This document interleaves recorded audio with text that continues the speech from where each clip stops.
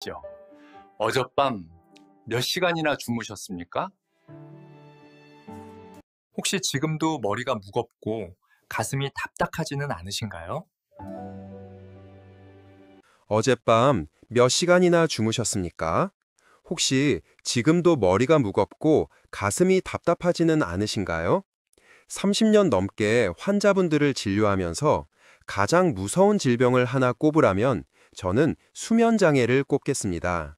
왜냐고요? 잠을 못 자는 순간 당신의 혈관은 서서히 터지기 시작하기 때문입니다. 오늘 이 영상 끝까지 보시면 당신의 생명을 구할 수도 있습니다. 여러분, 이 숫자 좀 보십시오. 한국인 130만 명이 현재 수면장애로 고통받고 있습니다.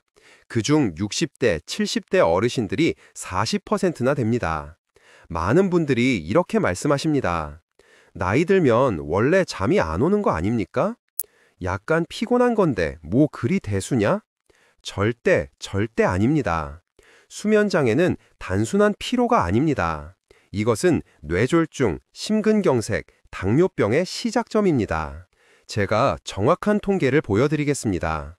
2019년 수면장애 환자 64만 명, 2020년 75만 명, 2021년 88만 명, 2023년 106만 명, 2024년 130만 명 돌파. 매년 15% 이상 증가하고 있습니다. 이게 무슨 의미인지 아십니까? 우리나라 성인 10명 중 1명은 지금 이 순간도 잠을 못 자서 고통받고 있다는 얘기입니다. 특히 겨울철, 지금 이 시기가 가장 위험합니다. 코메디닷컴 12월 1일자 보도에 따르면 기온이 10도 떨어질 때마다 뇌졸중 발생률이 20% 증가합니다. 왜 겨울이 위험할까요? 첫째, 추운 날씨에 혈관이 수축합니다. 둘째, 일조량이 줄면서 멜라토닌 분비가 감소합니다. 셋째, 실내외 온도 차이로 자율신경이 교란됩니다.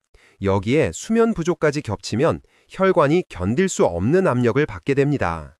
제가 실제로 경험한 환자분 이야기를 들려드리겠습니다. 이 이야기를 듣고 나면 여러분도 오늘 밤부터 수면의 중요성을 절감하실 겁니다. 73세 김모 씨, 남성분이셨습니다. 평소 건강하셔서 약도 안 드시고 매일 아침 산책도 하시던 분이셨어요. 그런데 작년 11월 갑자기 응급실로 실려오셨습니다. 뇌경색이었습니다. 다행히 빨리 발견해서 큰 후유증 없이 회복하셨는데 제가 이 환자분의 과거 기록을 살펴보니까 한 가지 공통점이 있었습니다. 최근 3개월간 잠을 제대로 못 주무셨다는 것. 환자분께서 이렇게 말씀하셨어요. 선생님, 요즘 밤에 2~3시간밖에 못 자요. 새벽 2시에 깨면 다시 잠이 안 와요. 그런데 낮에는 너무 졸려서 소파에서 자곤 했어요. 전형적인 수면장애 패턴이었습니다. 제가 이분한테 24시간 혈압 모니터를 달아드렸습니다. 그 결과가 충격적이었습니다. 낮 시간 평균 혈압 135/85, 약간 높은 수준. 밤 시간 평균 혈압 178/112, 위험 수준. 새벽 3시에서 5시 사이 최고 190/120까지 치솟음. 정상적이라면 밤에 혈압이 낮아져야 하는데 오히려 60mm나 올라간 겁니다. 이게 무슨 의미냐면 이분의 뇌혈관은 매일 밤 시한폭탄 같은 압력을 받고 있었다는 겁니다. 결국 어느 날 새벽 혈관이 견디지 못하고 터진 거예요. 운 좋게 큰 혈관이 아니었고 빨리 발견돼서 회복하셨지만 만약 뇌의 중요 부위였다면 반신불수, 언어장애, 심하면 사망까지 갈 수 있었습니다. 여러분, 혹시 지금 이 영상을 보시면서 나도 요즘 잠을 못 자는데 이런 생각이 드신다면 절대 가볍게 넘기지 마십시오. 당신의 뇌혈관도 지금 이 순간 비명을 지르고 있을 수 있습니다. 자, 이제부터 제가 의학적으로 정확하게 설명드리겠습니다. 왜 잠을 못 자면 혈관이 터지는지 조금 어려운 내용이지만 최대한 쉽게 설명드리겠습니다. 우선 이 그림 좀 보십시오. 이것이 우리 혈관의 단면입니다. 혈관은 크게 3개층으로 이루어져 있습니다. 안쪽에 내막, 중간에 중막, 바깥쪽에 외막. 정상적인 혈관은 이렇게 탄력 있고 매끈합니다. 혈액이 쭉쭉 잘 흐르죠. 그런데 수면이 부족하면 어떻게 될까요? 세 가지 치명적인 변화가 생깁니다. 첫 번째, 밤사이 혈압이 폭등합니다. 정상적으로는 우리가 잠을 자는 동안 혈압이 10%에서 20% 낮아져야 합니다. 이것을 의학 용어로 디핑이라고 부릅니다. 예를 들어 낮에 혈압이 130, 80이면 밤에는 110, 75 정도로 떨어져야 정상입니다. 이렇게 혈압이 내려가야 혈관이 쉬면서 회복할 수 있습니다. 그런데 잠을 못 자거나 얕게 자면 혈압이 전혀 내려가지 않습니다. 오히려 올라갑니다. 왜 그럴까요? 잠을 못 자면 우리 몸은 위험 상황이라고 인식합니다. 그러면 스트레스 호르몬인 코르티솔과 아드레날린이 분비됩니다. 이 호르몬들이 심장 박동을 빠르게 하고 혈관을 수축시켜서 혈압을 올립니다. 이런 상태가 매일 밤 반복되면 혈관벽이 24시간 내내 높은 압력을 받게 됩니다. 자동차 타이어도 공기압이 너무 높으면 터지듯이 혈관도 견디지 못하고 터지는 겁니다. 두 번째는 혈관에 염증이 생깁니다. 수면이 부족하면 우리 몸에서 염증 물질이 폭증합니다. 대표적인 게 CRP, IL-6, TNF-알파 같은 물질들입니다. 어려운 이름이지만 쉽게 말하면 혈관을 공격하는 독성 물질이라고 보시면 됩니다. 이 염증 물질들이 혈관 내벽을 공격하면 혈관에 미세한 상처가 생깁니다. 피부에 상처가 나면 딱지가 생기듯이 혈관 상처에는 콜레스테롤이 달라붙습니다. 처음에는 작은 점 같은 거였는데 시간이 지나면서 점점 커져서 혈관을 막는 플라크가 됩니다. 실제로 연구 결과를 보면 하루 5시간 이하로 자는 사람은 혈관 염증 수치가 정상인보다 2배 이상 높습니다.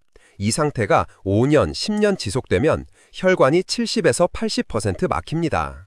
그러다가 어느 날 작은 혈전 하나만 떠다녀도 뇌졸중이나 심근경색으로 이어집니다. 두 번째는 당뇨병 위험이 급증합니다. 잠을 못 자면 인슐린 저항성이 생깁니다. 쉽게 말하면 혈당 조절 능력이 떨어지는 거죠. 미국 수면의학회의 대규모 연구 결과입니다. 하루 7에서 8시간 수면 당뇨병 발생률 기준치, 하루 5에서 6시간 수면 1.5배 증가, 하루 5시간 이하 수면 3배 증가. 당뇨병이 생기면 어떨까요? 고혈당이 혈관을 더욱 손상시킵니다. 혈관, 당뇨, 최악의 조합입니다. 혈압도 높고 염증도 있고 당뇨까지 생기면 이것을 의학에서는 대사증후군이라고 부릅니다. 뇌졸중과 심근경색으로 가는 고속도로입니다. 자, 그럼 여러분께 질문 드립니다. 혹시 이런 증상 있으신가요? 하나씩 체크해 보십시오. 위험 신호 10가지. 아침에 일어나면 입이 바짝 마른다. 이건 수면 중 호흡이 불규칙하다는 신호입니다. 특히 코골이가 심한 분들, 수면 무호흡증을 의심해야 합니다. 수면 무호흡증이 있으면 밤새 산소 공급이 부족해서 심장과 뇌에 엄청난 스트레스가 가해집니다. 2. 아침 두통이 있다. 특히 관자놀이나 뒷목이 당기는 두통. 이것은 밤사이 혈압이 올라갔다가 아침에 급격히 떨어지면서 생기는 증상입니다. 뇌졸중 전조 증상일 수 있습니다. 3. 낮에 갑자기 졸음이 쏟아진다. 회의 중에, 식사 후에 TV 보다가 참을 수 없는 졸음. 이것은 밤에 깊은 잠을 못 잤다는 증거입니다. 특히 운전 중 졸음은 매우 위험합니다. 4. 자다가 가슴이 두근거려서 깬다. 이건 심박수가 불규칙해진다는 신호입니다. 부정맥의 일종일 수 있고 심근경색 전조 증상일 수도 있습니다. 5. 새벽 2시에서 4시 사이에 자주 깬다. 한의학에서는 간의 시간이라고 하는데 서양의학적으로는 코르티솔 분비 이상입니다. 스트레스 호르몬이 새벽에 치솟으면서 잠에서 깨게 됩니다. 6. 다리에 쥐가 자주 난다. 이것은 마그네슘, 칼슘 부족의 신호이자 말초혈관 순환장애의 증거입니다. 당뇨병 초기의 흔한 증상이기도 합니다. 7. 아침에 몸이 천근만근 뻐근하다. 잠을 자고 일어났는데 더 피곤한 느낌. 이것은 수면의 질이 낮다는 확실한 증거입니다. 깊은 수면, 3, 4단계 수면에 들어가지 못했기 때문입니다. 8. 기억력이 떨어진다. 아까 뭐 하려고 했더라? 이 사람 이름이 뭐였지? 깊은 수면 중에 뇌가 기억을 정리하는데 수면이 부족하면 이 과정이 망가집니다. 9. 감정 기복이 심하다. 사소한 일에 화가 나고 우울해지고 수면 부족은 감정 조절 능력을 떨어뜨립니다. 우울증, 불안증으로 이어질 수 있습니다. 10. 식욕이 폭증한다. 특히 밤에 야식이 땡기고 단 것이 먹고 싶고 수면 부족이 식욕 호르몬을 교란시키기 때문입니다. 렙틴은 줄고 그렐린은 증가하면서 과식하게 되고 체중이 증가합니다. 여러분, 이 중에서 3개 이상 해당되시면 지금 당장 수면 습관을 바꾸셔야 합니다. 5개 이상 해당되시면 병원에 오셔서 정밀 검사를 받으셔야 합니다. 수면 다원 검사, 24시간 혈압 측정, 혈액 검사 등이 필요합니다. 이제 실전으로 들어가겠습니다. 많은 분들이 모르고 하시는 습관들, 이것들이 당신의 수면을 망치고 있습니다. 수면 파괴 습관 5가지. 첫 번째, 저녁 7시 이후 카페인 섭취. 커피, 녹차, 홍차, 초콜릿, 콜라, 이런 것들에는 모두 카페인이 들어있습니다. 카페인의 반감기는 6시간입니다. 저녁 6시에 커피 한 잔 드시면 자정에도 절반이 남아있고 새벽 6시에도 4분의 1이 남아있습니다. 나는 커피 마셔도 잘 자 라고 하시는 분들, 그건 잠드는 것처럼 보이는 것뿐입니다. 실제로는 얕은 잠만 자고 있습니다. 뇌파 검사를 해보면 깊은 수면에 거의 들어가지 못합니다. 두 번째, 자기 1시간 전 스마트폰, TV 시청. 스마트폰과 TV에서 나오는 블루라이트, 이것이 멜라토닌 분비를 억제합니다. 멜라토닌은 수면 호르몬입니다. 저녁이 되면 자연스럽게 분비돼서 우리 몸을 수면 모드로 전환시키는데 블루라이트가 이 과정을 방해합니다. 실제 연구 결과 자기 전 1시간 스마트폰 사용하면 멜라토닌 분비가 50% 감소합니다. 세 번째, 침실 온도 23도 이상. 많은 분들이 따뜻한 방을 좋아하시는데 수면에는 최악입니다. 우리 체온이 0.5에서 1도 떨어져야 깊은 수면에 들어갈 수 있습니다. 방이 너무 따뜻하면 체온이 안 떨어집니다. 이상적인 침실 온도는 18에서 20도입니다. 너무 춥지 않나? 라고 생각하실 수 있는데 이불을 덮으면 딱 좋습니다. 네 번째, 저녁 8시 이후 과식. 위장이 소화하는 데는 최소 3시간이 걸립니다. 밤 9시에 저녁 드시고 11시에 주무시면 위장이 밤새 일하느라 몸이 쉬지 못합니다. 특히 기름진 음식, 매운 음식은 최악입니다. 역류성 식도염을 유발해서 가슴이 쓰리고 자다가 깨게 됩니다. 5번째, 술로 잠들려고 하는 것. 소주 한 잔 마시면 잘 자요 라고 하시는 분들 많으신데 이것은 착각입니다. 술은 진정 효과가 있어서 빨리 잠들게는 해줍니다. 하지만 수면의 질을 망칩니다. 알코올이 분해되면서 생기는 아세트알데히드가 새벽에 각성 효과를 일으킵니다. 그래서 새벽 3시, 4시에 깨는 겁니다. 게다가 수면 무호흡증을 악화시킵니다. 약 없이 꿀잠 자는 5가지 과학적 방법. 자, 이제 가장 중요한 부분입니다. 제가 30년 진료 경험을 토대로 약 없이도 효과를 본 5가지 방법을 알려드리겠습니다. 하나하나 따라하시면 일주일 안에 분명히 변화를 느끼실 겁니다. 사체판 호흡법. 첫 번째, 사체판 호흡법입니다. 이것은 하버드 의대 앤드류 웨일 박사가 개발한 방법으로 미국에서는 60초 안에 잠드는 호흡법으로 유명합니다. 저도 환자분들께 추천해서 80% 이상이 효과를 봤습니다. 방법은 간단합니다. 침대에 누워서 눈을 감으세요. 코로 4초 동안 천천히 숨을 들이마십니다. 배가 부풀어 오를 때까지 깊이 들이마시세요. 7초 동안 숨을 참습니다. 이때 전신에 산소가 퍼지는 걸 느껴보세요.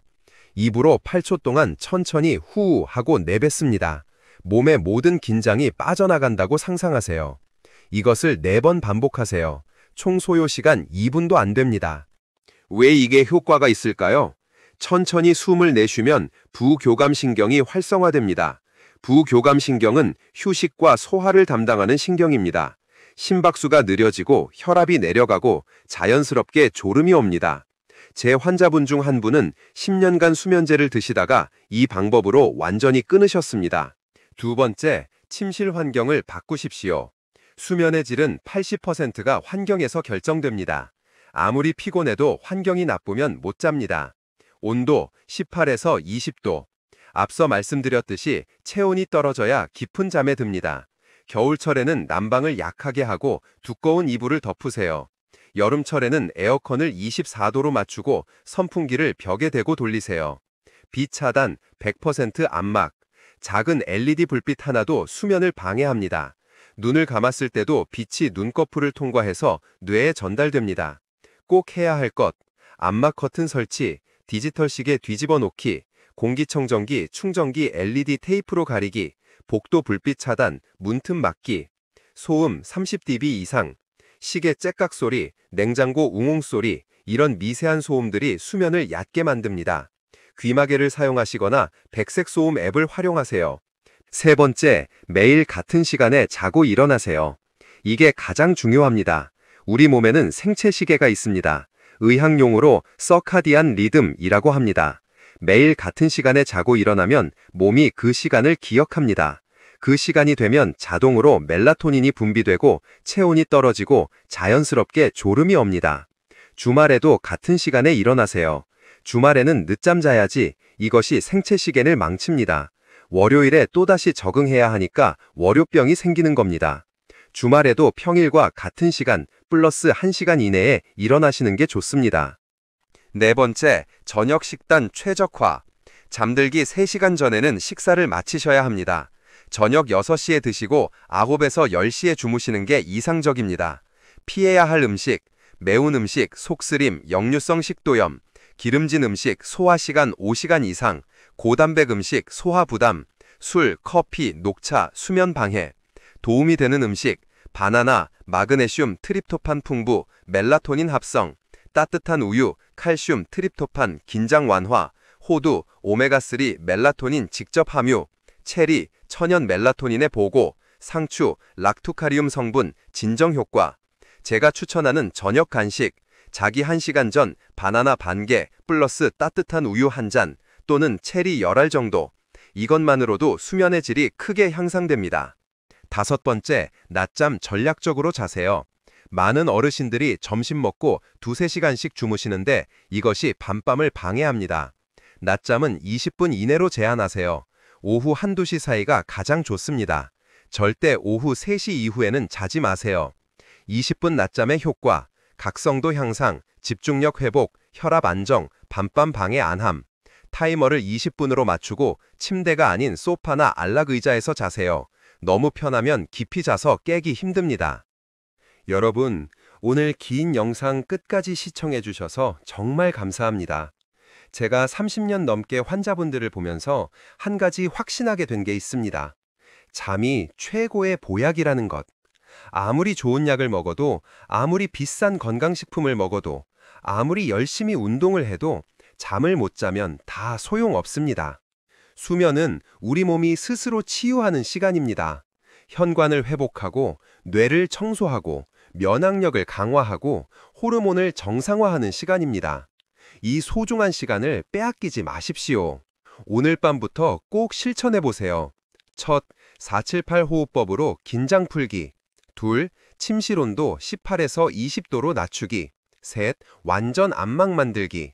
넷, 저녁 6시 전에 식사 마치기. 다섯, 매일 같은 시간에 자고 일어나기. 이 5가지만 지켜도 일주일 안에 분명히 변화를 느끼실 겁니다. 그런데 만약 2주 이상 이 방법들을 시도했는데도 여전히 잠을 못 주무신다면 꼭 병원에 오셔서 정밀 검사를 받으시기 바랍니다. 수면 다원 검사를 통해 수면 무호흡증, 하지불안증후군 같은 숨겨진 질환을 찾아내야 합니다.